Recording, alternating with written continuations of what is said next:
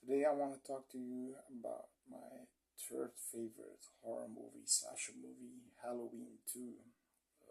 First one is, my first favorite one is Halloween, the OG. And the second movie is The Thing. So, three John Carpenter movies, although this one is directed by Rick Rosenthal and Jamie Lee Curtis is in this, Lance Henriksen, and the producers are Deborah Hill and John Carpenter. John Carpenter is the writer, but there is, a synopsis of the movie first. Okay, it's just Jamie Lloyd is Jamie is Laurie Strode. Sorry, Jamie Lloyd. Laurie Strode is brought to the hospital, the Haddonfield Memorial, and basically Michael finds out where she is. Dr. Loomis is looking for him, and what happens is carnage, right? Now, this movie had two cooks in the oven. Okay, it's like that movie Poltergeist, which was directed by Toby Hooper and produced by Steven Spielberg. But you can clearly see a lot of things were Steven Spielberg-esque. Toby Hooper is from Madhouse or Funhouse, Texas Chainsaw Massacre. It's not that kind of movie. So this movie had two cooks in the oven. You got a Rosenthal cut and you got a Carpenter cut. But if you're a producer and a writer, why the fuck would you be directing your own cut? So it has his. This movie has Carpenter fingerprints all over it, all over it. And when he said that he wrote that brother and sister angle in there because he was drunk, he drank a six-pack of beer. If I drink a six-pack of beer, I'll be tipsy. I wouldn't be so drunk that I'm just gonna put for shits and giggles, bro. No, that was a plot line that was integral to the story. And there is facts that I'll maybe review later.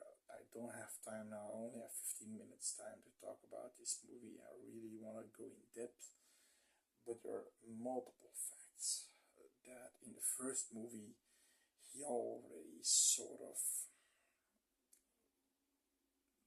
there are hints that him and Laurie Strode and Michael Myers have some connection. Now, the first one is basically Laurie's arc. The second one is Loomis's arc. It's more Loomis hunting Michael Myers. I shot him 6 times and shot him in the heart. He's not human. You know, remember when Chief Brackett picks him up with the car, and that's just a crazy line.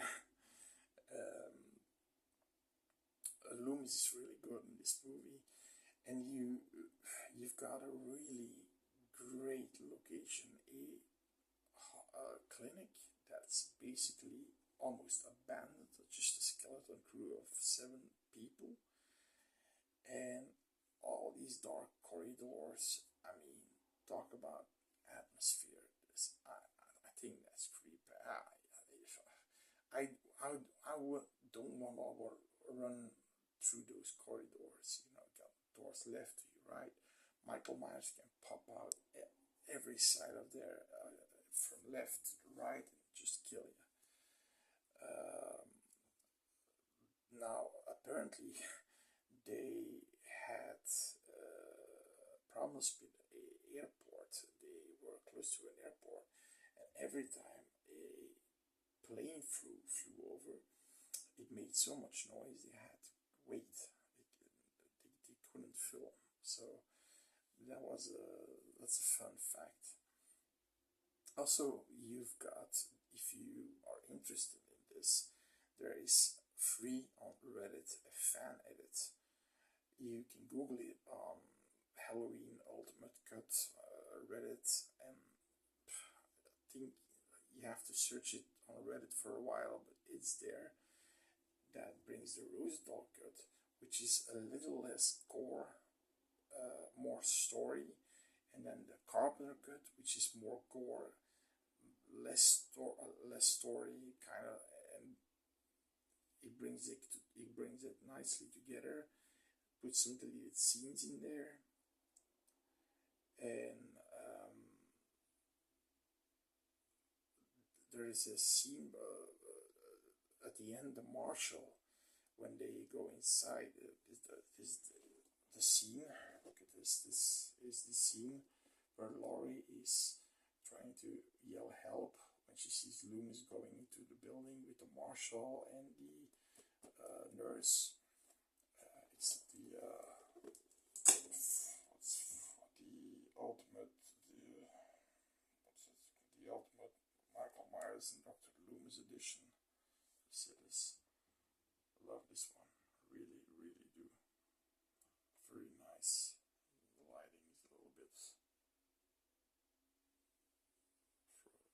but very cool figurine. So you have this scene where she's basically running to the door. Now, when she gets in, she is immediately taken care for by Loomis. Michael Myers comes in, goes through the glass plated doors, like it doesn't phase him at all. Like boom, goes just in. He shoots at him 5 times. He falls down, and the marshal thinks he's dead, but Loomis is yelling, "Don't go out to him. He's still breathing. He's not dead." And he says, "No, he's dead." And there are 2 dead scenes apparently by this guy. And now the fan cut that I said earlier on, instead of him getting his throat slashed, he gets up, he takes this guy. Loomis shoots at Myers, but Myers uses him as a shield, so Loomis accidentally kills the marshal. So that's a different take on it. So I think you should, if you're a Halloween fan, you should look it up. It's a fun treat. It's a fun treat. Yeah, it takes over more than 2 hours. I think it's a fun treat. Really fun treat. But yeah, I think this movie. I mean, John Carpenter. The fact that he wasn't pleased by it. I mean, personally, I think they butted heads together. Him and Rosenthal, they butted heads together. I personally think Carpenter is a guy who needs complete creative control. He doesn't want anybody meddling. He wants his budget and wants the movie. He didn't want to make this movie. But there's also a kill in the beginning, Alice. It's a random kill. But that's what the people apparently wanted. An emotionless killing machine. He goes in her house, stabs her in the neck. And in the 2018 version, he does the same thing. He goes in the house, clubs somebody with a hammer, then takes a knife, goes in the house, slices the throat of the lady. I mean, that's what people apparently wanted. No, what I want is tension, atmosphere, Loomis versus Myers, and Laurie in the middle, and that's what I want in a Halloween movie. That's why I love the arc of the brother-sister angle, and also in H2O. I'm not saying that this movie, and certainly not H2O, is better than the first one, but it's so nicely in sync with the first one that you can watch it in a complete movie. You can watch 1 and 2 straight back to back because it's so nicely in sync. And yeah, there are a few problems, like when she's being in the beginning when he's being shot out the window in the see that he clearly is falling from a ramp. You have Laurie carrying a wig because she has shorter hair. I mean, yeah, there are a few things you can argue about, but the point being, from all the sequels we got, this is the best sequel we get. In this franchise, there's no continuity. You've got all these different arcs, different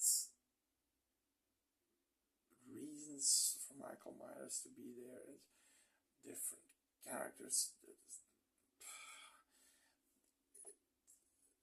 This one, the OG one, that's the best one.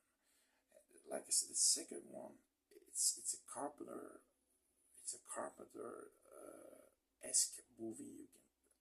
You can agree. It just feels like Carpenter made this movie, not Rick Rosenthal. He probably did, and he did a good job. But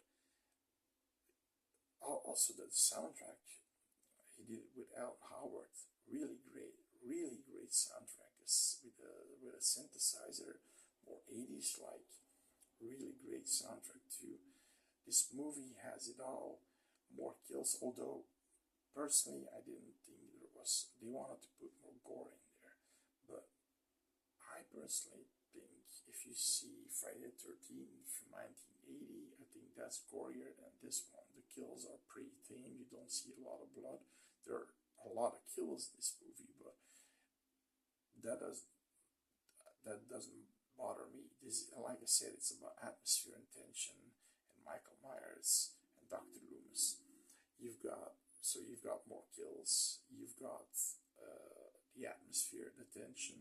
You got Dr. Loomis, more Loomis. I'm more interested about Laurie personally. That's also the reason why I hate Rob Zombie's too, because they fucked up Loomis so hard that I fucking punch him in the face. But I cannot recommend this one more. I mean, if you've never seen this one and you're an OG one, slasher one, you've probably seen this one. But if you're new and looking for slasher movies, please go and watch this one. And if you're interested in buying this, you can find it in a lot of toy stores online. You can buy it for near $100. It's a pretty cool cover, don't you think? It's the cover where she shoots him in the eyes at the end. It's also a very cool shot. So let's see the back. So I got a lot more Halloween 2 stuff and Halloween 1 stuff, but I can't show it all, right? But see it.